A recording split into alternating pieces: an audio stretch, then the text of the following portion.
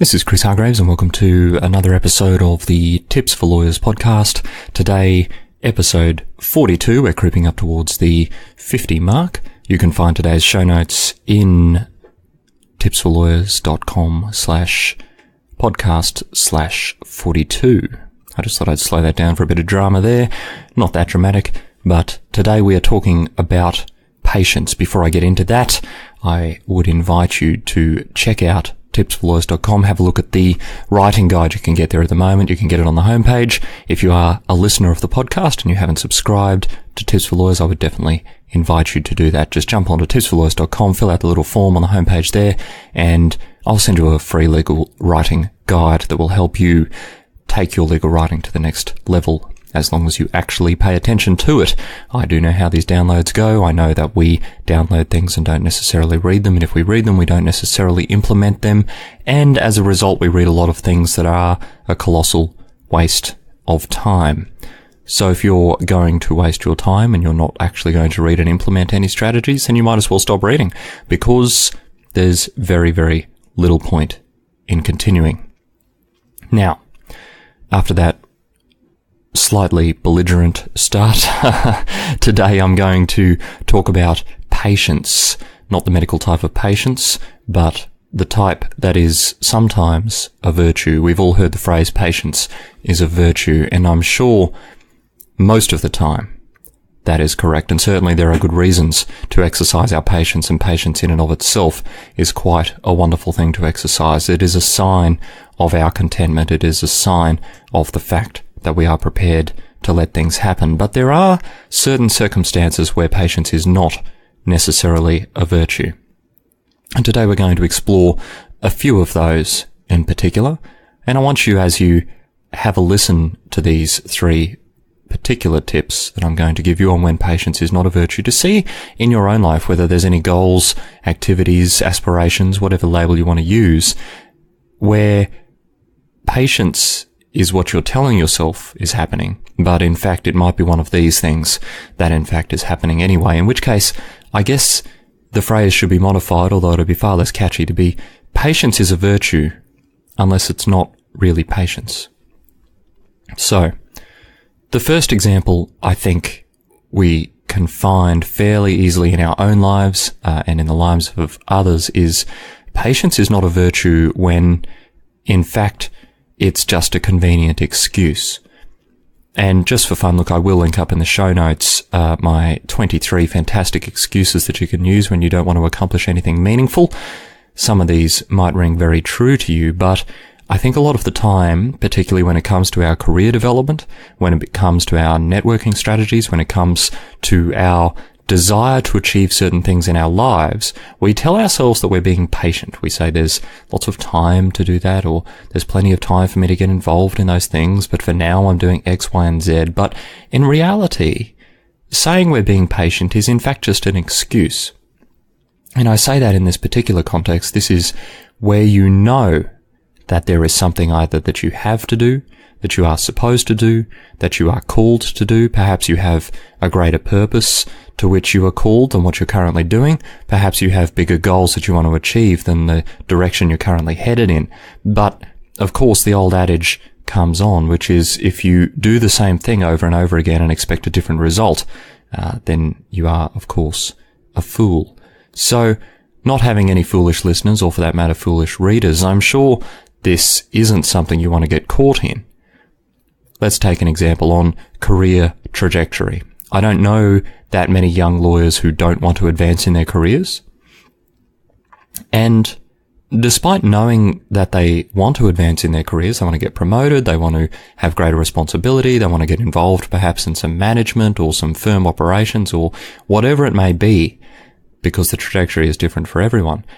They know those things, and yet they don't deliberately design what they do on a day-to-day basis to that end, with one exception, which is, of course, billing as much as humanly possible. And I've spoken about that before, that there are various other ways of adding value beyond just billing.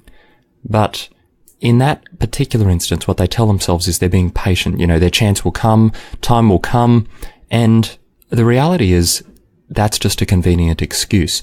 And we need to look at what it's an excuse for. And the next two examples are going to be a couple in particular, but often it is an excuse for the fact that they just don't know what to do. They have a desire, they have an aspiration, but they haven't broken it down because they don't have the underlying knowledge. And if that's you, if you're in a situation where you're telling yourself that good things will come in 5 or 6 or 7 or 10 or 15 or whatever years, depending on where you're at, but you haven't actually given any thought to what steps you need to be taking so that those things do come in a timely fashion, then you're really missing the mark, quite frankly, because you might tell yourself that you're just putting the hard yards in and that you're being patient, but you're not actually doing what you need to be doing, and so you're not on the path to achieve the goal that you want to achieve. Another example, of course, is finances. A lot of young people don't look after their finances because they take the view that they have plenty of time to fix that. But of course, they all want to be wealthy. They all want to have investments. Okay, not everyone wants to be wealthy. Many people want to be wealthy, but lots of people want to, particularly in a legal career, not necessarily spend their entire lives until they die doing it, but they haven't taken the steps necessary to actually build up the necessary backing so that they have that flexibility in the future. These are a couple of convenient excuses. We tell ourselves, maybe not in this word, but we tell ourselves that we're being patient, that we're just biding our time, that we're putting in the yards, that we're attending the office, we're paying our dues is another one that comes up. And certainly there is an element of that that's necessary, but if you're not adding a layer of deliberate conscious decision making and hard work on top of that, then you're simply using that as an excuse for inactivity. The second one, and I think it comes off the first one fairly nicely, is the issue of fear. There are a lot of people who are afraid to actually do something that might stand out. And I have spent a lot of time on fear in the past. In fact, I've done an entire podcast on it, which I will link up, about the bird in the cage.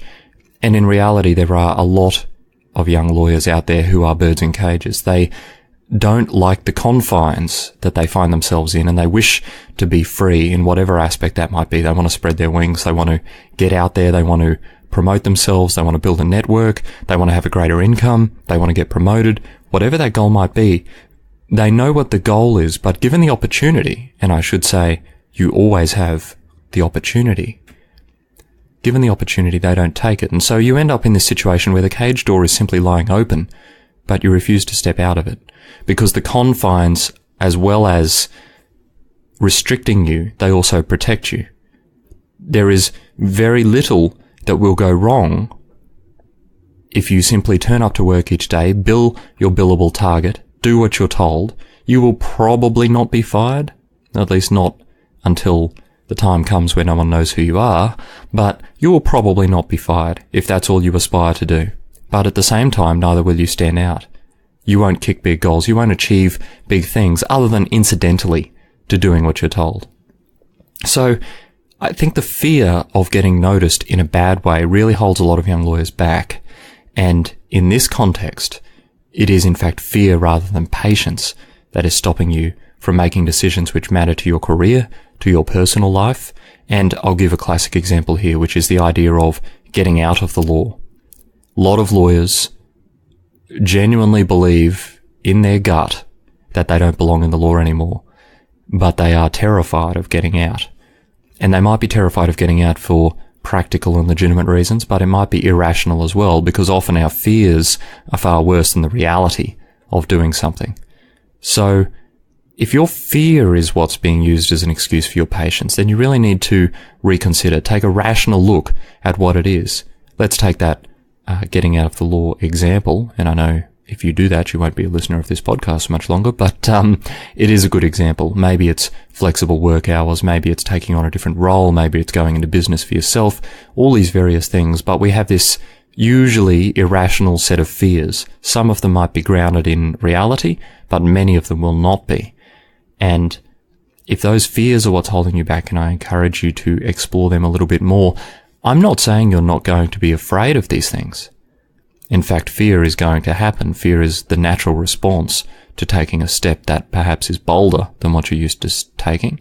And that is going to happen, and you don't need to avoid fear or get over it or wait until you're not afraid to do something. You need to accept and deal with the reality of the fear that is preventing you from making the decision, taking the step, learning the thing, taking the course, whatever it is you need to do, then you actually need to do it rather than not doing it.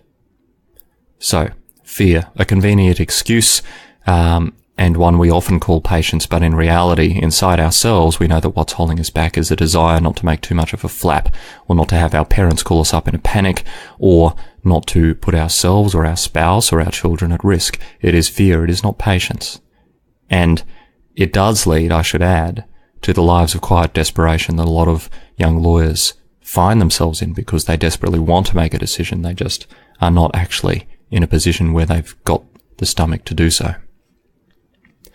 The third and final example that I wanted to provide for what sounds like patience but isn't patience is laziness.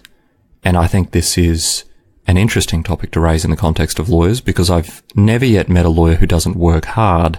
And in fact, most lawyers work very, very hard. Some work so hard that it's ridiculous. But there is an interesting element of laziness, and it comes back to the fear argument to some extent as well, which is we work very, very hard within the confines of what we know.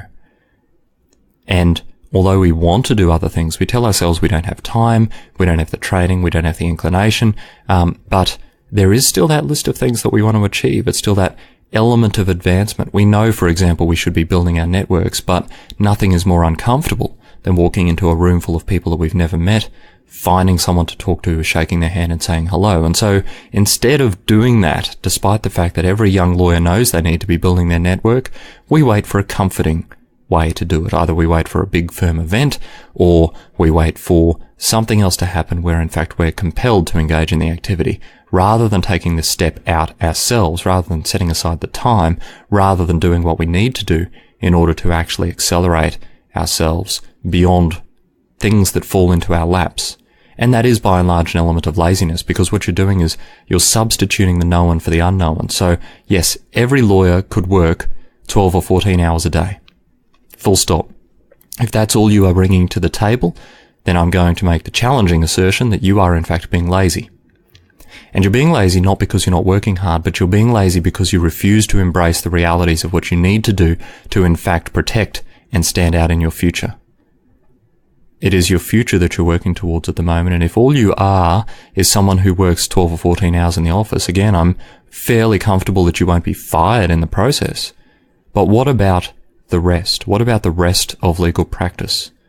What about building yourself up for that partnership application? What about building your network? What about engaging in marketing activities? What about mentoring? What about building your personal brand rather than simply always working towards your firm brand? And I've done another podcast on that, which I'll link up in the show notes.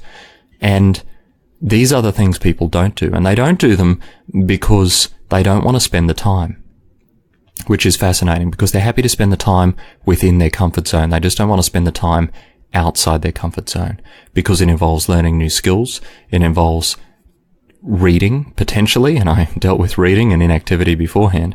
It involves stepping outside and actually taking more than what you're used to. But the fact is, it is a combination of hard work and true patience that are going to get you to the goals you want to get to. Whatever they are, it is hard work and it is patience. Don't use patience as an excuse not to do the hard work, because often what we're doing is, as I've said, an element of laziness. What we're doing is resting on our laurels. We've got the law degree, we've got a job, hopefully, we're working, and we really are just resting on our laurels. We're not advancing ourselves as fast or as hard as we know we can. And I want to encourage you today to break that mold. It doesn't mean I want you to spend 20 hours a day in the office. It doesn't mean I want you to work yourselves to the bone and go crazy and generally ruin your life. What it means is I want you to reevaluate what you are spending time on and how much of your time is spent inside your comfort zone doing what you know, and how much of your time is spent outside your comfort zone doing what you know you should be doing in order to be building your careers effectively. So, an interesting evaluation, I think, for everyone to do, including myself, after listening to this podcast. What are you doing that you're telling yourself is you being patient, but in reality is you being afraid, you being lazy or you making excuses to simply prevent or delay the things that you know you should be getting into. This is the Tips for Lawyers podcast. My name is Chris Hargraves, and that was episode 42. I will link up those two other podcast episodes, The Bird in the Cage and The Building of Your Personal Brand, in the show notes at tipsforlawyers.com/podcast/42. Thank you for listening, and I will see you next time.